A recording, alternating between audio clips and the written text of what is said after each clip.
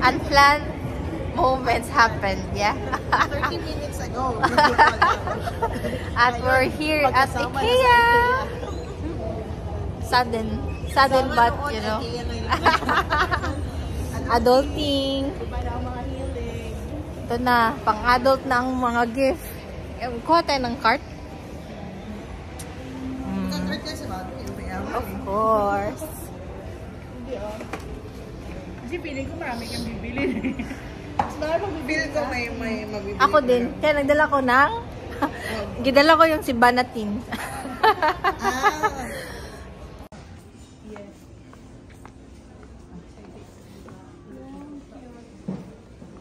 Isang bakla talaga. Pang nanay na talaga siya. Wife material. Wais kahit hindi pa misis. Aesthetic na si Mabe. Sa mga bagay na walang pwede pa. Charot.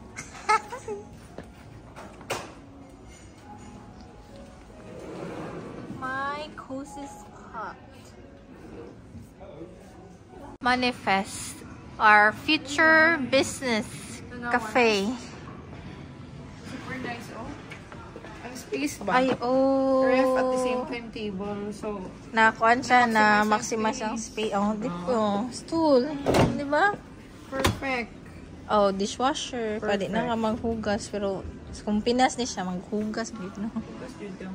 So nice. I-manifest na to. Basta hindi magka-negosyo taan. Di ba? Why not? Ay, ganahan ko. Sa ilang drawer. I like. Yes. Tapos pwede din yung boxes. Bin. Pero ang imuhang menu. Tapos kung nasa sila yung bags, pwede siya storage sa mga bags sa customer. Jacket if winter. Nice. Manifestation. Malay mo. Feeling na okay. Makuha ni siya. Mahulog. Makadisgrace siya. Nice. Super nice. Negosyo pa more. Adult na gyud ta. Puno na ang cart ni Mavi. Good luck, medics, for these purchases.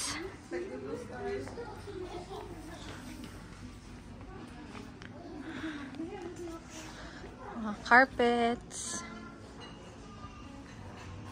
Sabihan ni medic. Kaya puso. Good luck, medics, sa ano nyo, floor mat.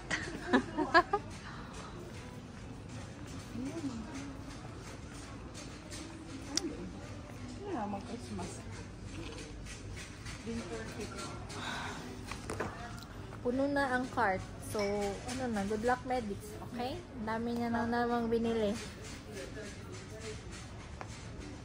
Ang ganda naman ng mga carpets. Daming gamit. Pang bahay. I'm with my two friends. At the back. There. Busy sila. We're in IKEA restaurant. Ala, pila. Pila pa mo. Uy, mura malig sa kuan. Asa mag-serve, ma'am? Hindi niya pa kamo. Si Madam. Tara, padulong pa si Madam. Madam Mabi.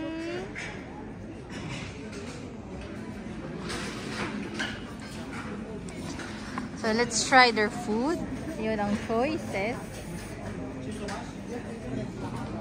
We'll see. Madam. Katawanan kay. Naipa-trolley ang food. We're having fish and chips. Thank you. And meatballs. With Madam.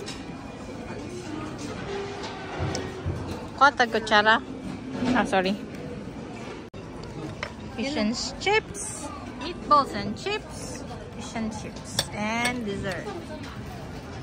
With these two human being. Mas madayon silang mga pinakalit, guys, kaysa sa magplano. So, ano mo pagplano? Buyo lang talaga siya kay mama. Buyong-buyo lang talaga.